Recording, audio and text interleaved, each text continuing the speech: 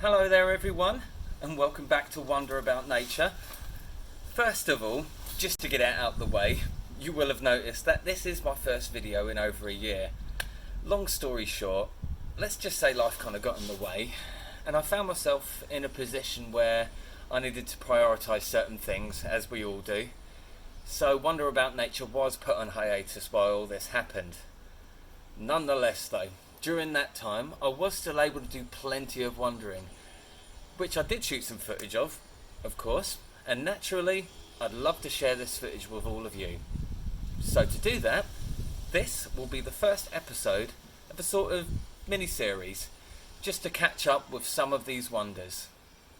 And in the first of these catch-ups, we'll be seeing what I found on a wander through the beautiful Brockwell Park in South London.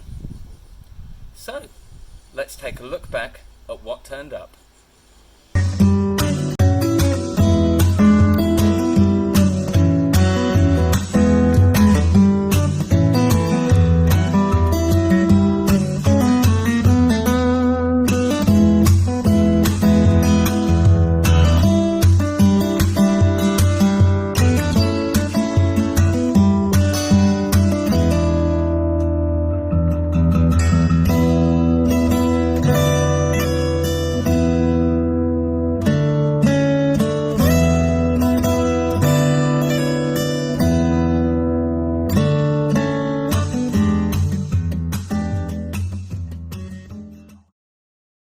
Now, one great way of discovering the versatility of nature in an area is by overturning stones, logs and other objects to see what you can find hiding out underneath them. Sometimes you do find nothing, but sometimes, like under this log in Brockwell Park, your searches can be rewarded. I was lucky enough to find these gorgeous smooth newts, which are the most common species of newt that you will find here in the UK. You are most likely to find them hunkered down in places like this post-breeding season. You'll also notice a cute little common toad here, and by the looks of this little guy, it would have very recently completed its transformation from its tadpole form. In fact, you will very rarely find any toad in the water, as they only really return to such habitats to breed.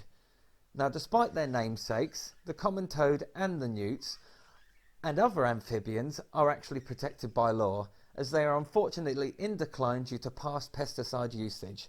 However, the tide is turning on this, and with the return of many aquatic species such as otters and voles in other areas where they were previously very rare, we can only hope that this means a brighter future for amphibians too.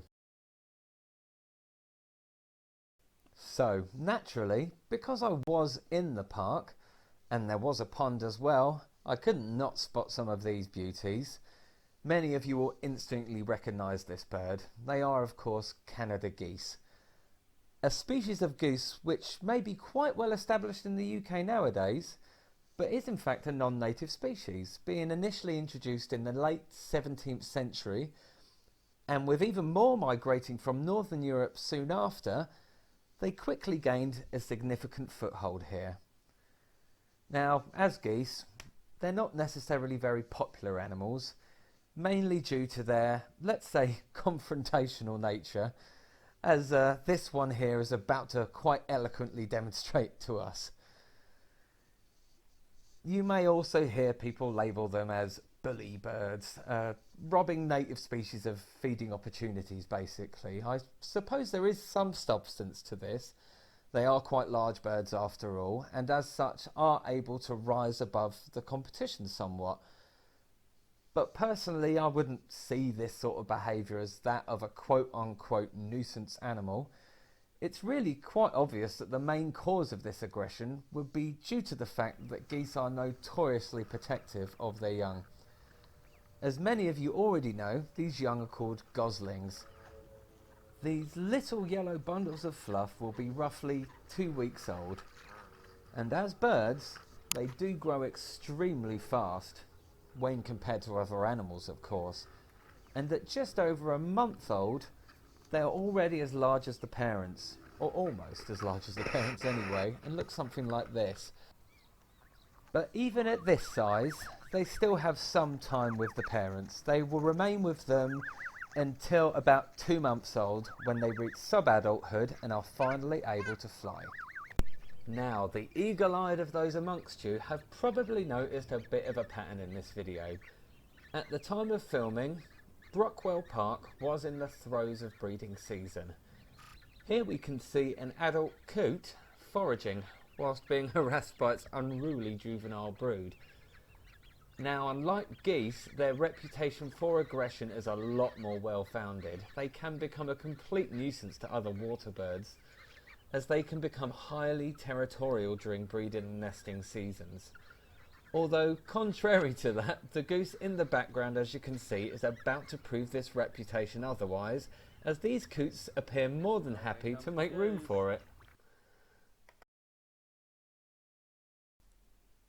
So, having spotted a fair few species on the surface of the water, it was now time to search below the surface.